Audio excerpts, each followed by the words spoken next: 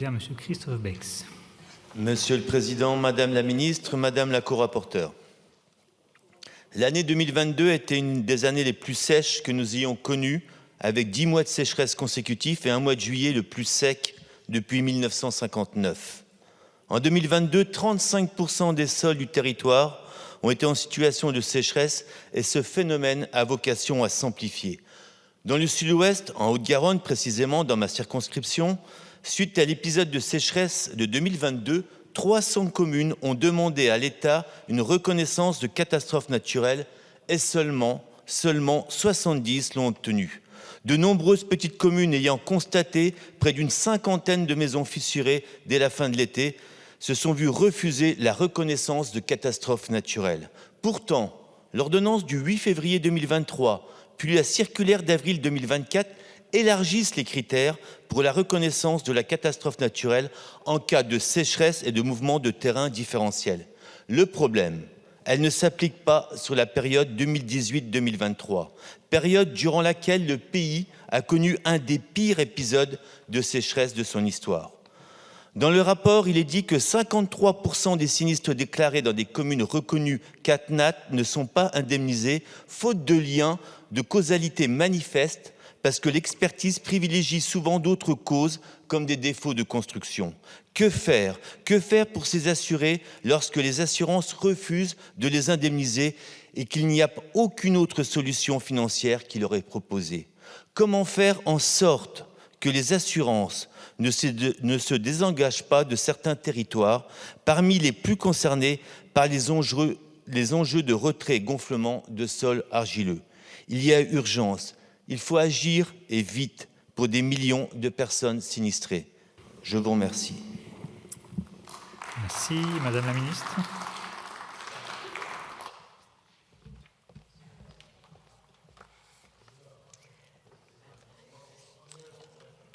Merci, Monsieur le député.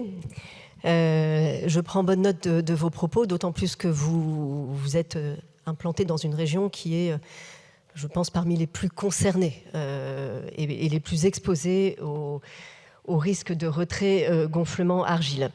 J'ai évoqué un certain nombre d'extensions de critères, d'assouplissements, qui sont non négligeables puisqu'ils devraient permettre à 20% de communes supplémentaires de pouvoir être éligibles. J'entends vos réflexions, je suis prête à les regarder de plus près parce que c'est une préoccupation que nous portons au sein du gouvernement. Pour autant, vous voyez qu'on avance dans le bon sens et qu'il y a vraiment cette volonté de pouvoir mieux prendre en compte ces questions et notamment pour des communes dans des zones particulièrement exposées comme c'est le cas chez vous. Par ailleurs, concernant les pratiques assurantielles et les problématiques que vous avez évoquées, je voulais aussi vous faire part du travail de l'État concernant la mise en place d'un observatoire de l'assurabilité. Ça aussi, c'est quelque chose qui me semble important, au-delà de ce que j'ai rappelé tout à l'heure dans le cadre du décret en cours de publication, pour assurer la clarté et l'indépendance du travail des experts.